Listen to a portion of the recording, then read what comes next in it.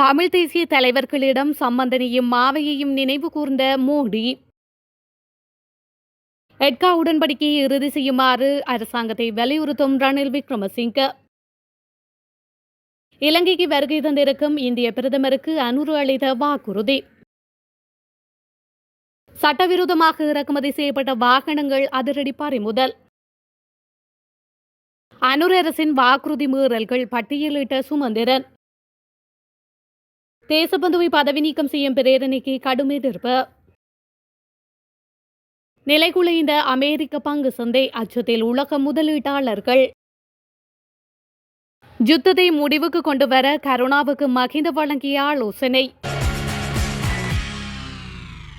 இலங்கைக்கு விஜயம் மேற்கொண்டுள்ள இந்திய பிரதமர் நரேந்திர மோடி தமிழ் தேசிய கட்சிகளின் தலைவர்களை சந்தித்து கலந்துரையாடியுள்ளார். நேற்று பிற்பகல் இந்த சந்திப்பு இடம்பெற்றுள்ளது.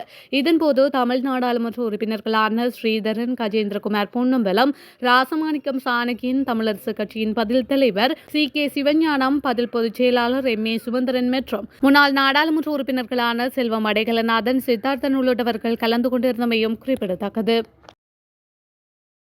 இந்தியாவின் பாதுகாப்பிற்கும் பிராந்தியத்தின் பாதுகாப்பிற்கும் தீங்கு விளைவிக்கும் எந்தொரு நோக்கத்திற்கும் இலங்கை பிரதேசம் பயன்படுத்தப்படாது என்று ஜனாதிபதி அனுரகுமார திசாநாயக்க உறுதியளித்துள்ளார்.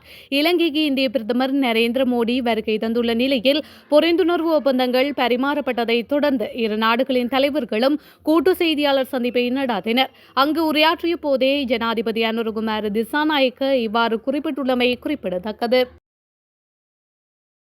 ஆடை ஏற்றுமதி உற்பத்திகளை மாத்திரம் நம்பியிருக்க முடியாது என்பதுடன் அமெரிக்க சந்தை முன்னர் போல காணப்படாது. இந்த நிலையில் இந்தியாவுடன் எட்கா உடன்படிக்கையை அரசாங்கம் இறுதி செய்ய வேண்டும் என முன்னாள் ஜனாதிபதி ரணில் விக்ரமசிங்க வேண்டுகோள் விடுத்துள்ளார். இலங்கை அமெரிக்காவின் புதிய வரிகளை எதிர்கொண்டுள்ள நிலையில் இந்தியாவிற்கும் இலங்கைக்கும் இடையிலான பொருளாதார தொழில்நுட்ப ஒத்துழைப்பு உடன்படிக்கையை இறுதி செய்வது அவசியம். சிங்கப்பூர், தாய்லாந்துடன் செய்து கொண்ட சுதந்திர வர்த்தக உடன்படிக்கைகளை செயல்படுத்த ஆரம்பிக்க வேண்டும் எனவும் குறிப்பிட்டுள்ளார். 2025க்கு முன்னர் அதனை இறுதி செய்ய வேண்டும் என்பதே எனது எண்ணம். நாங்கள் அமெரிக்காவையும் ஏனைய நாடுகளையும் நம்பியிருந்தோம். ஆனால் அமெரிக்காவின் வர்த்தக கொள்கைகள் எவ்வாறு உள்ளன என்பதை நீங்கள் பார்க்கலாம். அமெரிக்க சந்தைகள் முன்னர் போல திறந்தவையாக காணப்படாது. ஐரோப்பாவுடன் என்ன நடக்கும் என்பது தெரியாது. மேலும் புதிய வர்த்தக கொள்கைகள் நாட்டிற்கு அவசியம். ஆகவே ஏற்கனவே உள்ளதை கைவிடாமல் புதிய திசைகள் குறித்து ஆராய வேண்டும் என்றும் ரணில் விக்ரமசிங்க குறிப்பிட்டுள்ளார். தேசிய மக்கள் சக்தி ஆட்சிக்கு வந்த பின்னர் பல வாக்குறுதிகளை மீறியுள்ளது என இலங்கை தமிழரசு கட்சியின் பொதுச் செயலாளர் MA சுமந்திரன் பட்டியலிட்டுள்ளார். யாழில் நேற்று நடைபெற்ற உள்ளூராட்சி தேர்தலுக்கான வேட்பாளர் அறிமுக கூட்டத்தில் உரையாற்றிய போது அவர் தேசிய மக்கள் சக்தியின் 5 வருட கால ஆட்சிக்கு இதுவரையிலான 6 மாத கால நடவடிக்கைகள் முன்னுதாரணம் என குற்றம் சாட்டினார்.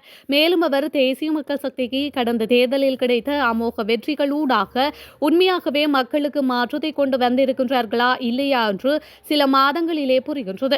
அதன்படி சர்வதேச நாணய நிதியத்தோடு எந்தவித தொடர்பும் இருக்கக்கூடாது என்று கொள்கை அளவிலேயே உறுதியாக இருந்தவர்கள் பதவிக்கு வந்த பின்னர் சர்வதேச நாணய நிதியத்துடன் அவர்களது வாழ்க்கையை தொடர்கின்றார்கள். தேர்தலுக்கு முன்பு சொன்னது போன்ற சர்வதேச நாணய நிதியத்துடனான ஒப்பந்தங்களில் எவ்வித மாற்றங்களும் அவர்கள் கோரவில்லை. பயங்கரவாத தடுப்பு சட்டத்தை நீக்குவோம் என்று எழுத்திலே உறுதியளித்தவர்கள், பிரதி ஈடுகளற்ற முழுமையான சட்ட நீக்கத்திற்காக குரல் கொடுத்தவர்கள் இப்பொழுது இன்னும் ஒரு சட்டத்தை ஏற்றுவதாக சொல்கின்றார்கள். நிலமெல்லாம் விடுவிக்கப்படும் என உறுதியளித்தார்கள். இன்று வரை ஒரு அங்குலம் கூட விடுவிக்கப்படவில்லை. அரசியல் கைதிகள் எவரும் இதுவரை விடுவிக்கப்படவில்லை. காணாமலாக்கப்பட்டவர்கள் குறித்த அலுவலகத்திற்கு இந்த வரவு செலவு திட்டத்தில் எதுவித நிதி ஒதுக்கீடும் வழங்கப்படவில்லை. இவர்களது ஆட்சியின் 6 மாத காலம் என்பது மிக நீண்ட காலம். இந்த 6 மாத காலம்தான் இவர்களது ஆட்சியிலான 5 வருடங்களும் எப்படி அமைய போகின்றது என்பதற்கான முன்னுதாரணம் என அவர் மேலும் தெரிவித்துள்ளார். தமிழீழ விடுதலை புலிகள் அமைப்பில் இருந்து வெளியேறியவுடன் தன்னையும் சிவனேசதுரை சந்திரகாந்தனையும் புரிந்து கொண்ட ஒரே ஒரு முன்னாள் ஜனாதிபதி மஹிந்த ராஜபக்ஷ என விநாயகமூர்த்தி முரளிதரன் தெரிவித்துள்ளார். சர்வதேச ஊடகம் ஒன்றுக்கு விநாயகமூர்த்தி முரளிதரன் மற்றும் சிவனேசதுரை சந்திரகாந்தன் இருவரும் வழங்கிய சிறப்பு நேர்காணலில் அவர் இதனை கூறியுள்ளார். மேலும் கருத்து தெரிவித்த அவர், விடுதலை புலிகள் அமைப்பின் தலைவர் உயிர் நீத்த பிறகு அவரது உடலத்தை அடையாளப்படுத்த மஹிந்த ராஜபக்ஷவிடம் இருந்து அழைப்பு கிடைத்தது. உடலத்தை அடையாளப்படுத்தி தான் உறுதி உறுதியளித்தால் மாத்திரமே அதை வெளியுலகுக்கு அறிவிக்க முடியும் என மஹிந்த சுட்டிக்காட்டினர். அடையாளப்படுத்தியவுடன் அங்கிருந்து சென்று விட்டேன். அதன் பின்னர் அவரது உடலம் தொடர்பில் எனக்கு எதுவும் தெரியாது. அப்போது ராணுவ மேலாதிக்கம் காரணமாக அவற்றில் தலையிடுவதற்கான அதிகாரம் எமக்கு வழங்கப்படவில்லை. மேலும் தன் மீது சர்வதேச தடை விதிக்கப்பட்டமையை மஹிந்த ஏற்றுக்கொள்ள மறுப்பு தெரிவித்தார். அவ்வாறென்றால் முழு உலக நாடுகளிலும் உள்ள தமிழீழ விடுதலை புலிகள் அமைப்புக்கும் தடை அறிவிக்க வேண்டும் என அவர் கூறியுள்ளார்.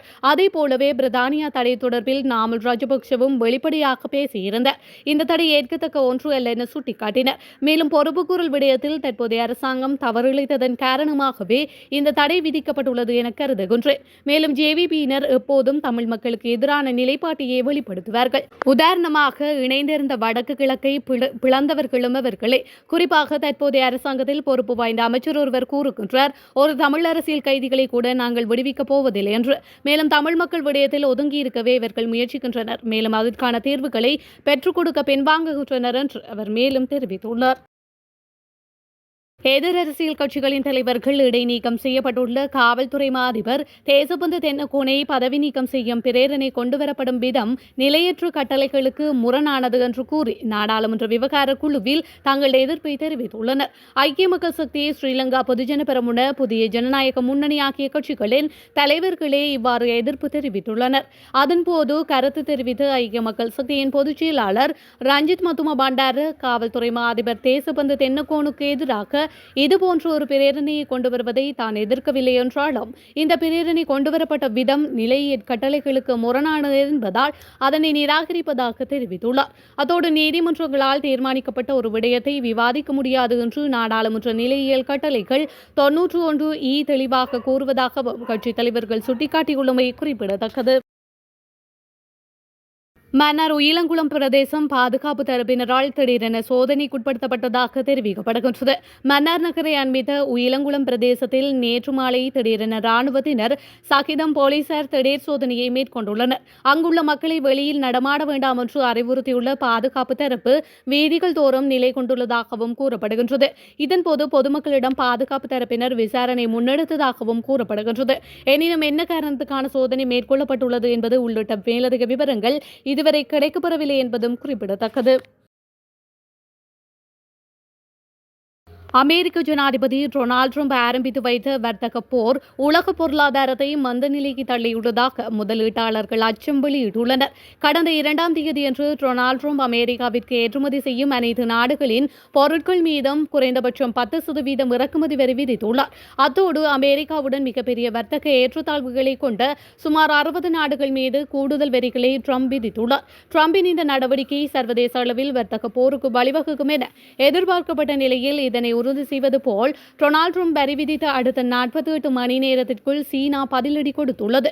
இறக்குமதி செய்யப்படும் அமெரிக்க பொருட்களுக்கு சீனா 34% வரி விதித்த நிலையில் சர்வதேச வர்த்தக போர் வெடிக்கும் என்ற அச்சம் அதிகரித்தது. இதன் விளைவாக தொடர்ந்தும் 2வது நாளாக நேற்று முன்தினம் பங்கு சந்தைகள் கடும் சரிவை சந்தித்துள்ளதாக அந்த நாட்டு ஊடகங்கள் செய்தி வெளியிட்டுள்ளன.